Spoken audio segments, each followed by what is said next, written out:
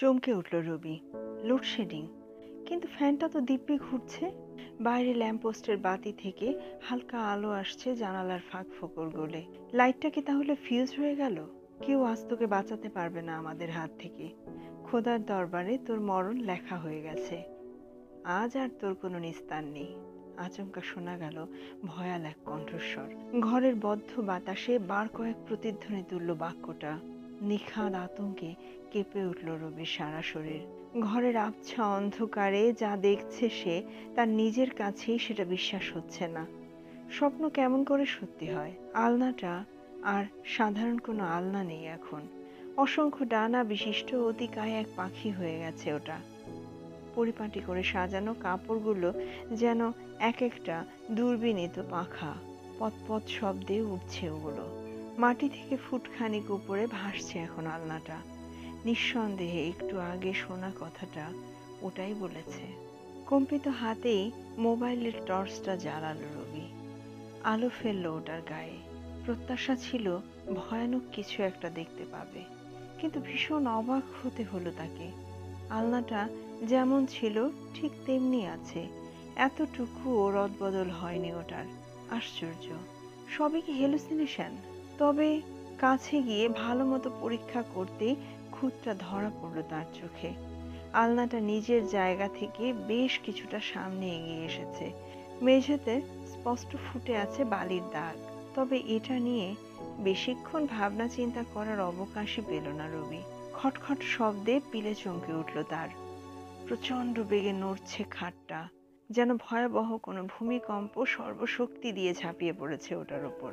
পরক্ষণে শোনা গেল তীক্ষ্ণ একটা কণ্ঠস্বর। মরবি তুই আজ, মরবি। ঝট করে ওটার ওপর টর্চের আলো ফেলল রবি। কাঁপুনির চোটে মোবাইলটা হাতে ধরে রাখতেই বেগ পেতে হচ্ছে তাকে। আলো পড়তেই নড়াচড়া থেমে গেল খাটটার, যেন চিরকাল এভাবে স্থির হয়েছিল ওটা। ভয়ানক বিপদে পড়েছে এটা বুঝতে বাকি রইল না রবির। সিদ্ধান্ত নিল কাল সকালেই বাসাটা ছেড়ে দেবে। আজ রাতটা কোনো রকমে পার করতে পারলেই হয় কেবল। অ্যাডভান্সের টাকা যদি ফেরত নাও পাওয়া যায়, তাও কিছু যায় আসে না তার। জীবনের চেয়ে টাকা বড় নয়, কিন্তু রাতটা কাটাবে কিভাবে? সকাল অবধি এহেন অত্যাচার সহ্য করা রীতিমতো অসম্ভব ব্যাপার। পরক্ষণে মাথায় একটা বুদ্ধি খেলে গেল তার। চেয়ারটার মতো সবকিছু ঘরের বাইরে রেখে এলে কেমন হয়? ছাদে রেখে আসার পর থেকে ওটা আর কোনো রকম ঝামেলা করেনি। সবগুলো মালামাল সরাতে অনেক পরিশ্রম হবে, হয়তো মিনিট ২০ সময় লেগে যাবে। তবে বাকি রাতটা আরামসে কাটিয়ে দেয়া যাবে।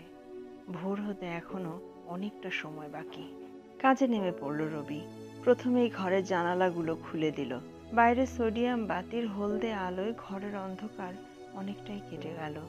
মোবাইলের টর্চ জেলে রাখার ঝামেলাটা আর পোহাতে হলো না তাকে। একে একে ঘরের সব কিছুই বাইরে রেখে আসতে শুরু করলো সে। একাকী করার জন্য বেশ কষ্টসাধ্য কাজ, কিন্তু রবি নিরুপায়। পুরো ঘরটা ফাঁকা করতে তার হিসেবের চেয়ে মিনিট ৫ বেশি সময় লাগলো। তবে কিছু যায় আসে না তার। কাজটা শেষ করা গেছে, এটাই স্বস্তি। এখন অন্তত শান্তিতে কিছুক্ষণ ঘুমানো যাবে। মেঝেতে একখানা চাদর বিছিয়ে তাতে শুয়ে পড়ল সে, ক্লান্ত শরীর। চোখের পাতা বুজে আসতে সময় লাগলো না। সবে চোখ দুটো বন্ধ করেছে কি করেনি। আবারও শোনা গেল কলজে কাঁপানো এক কণ্ঠস্বর। সময় শেষ। চমকে জেগে উঠল রবি।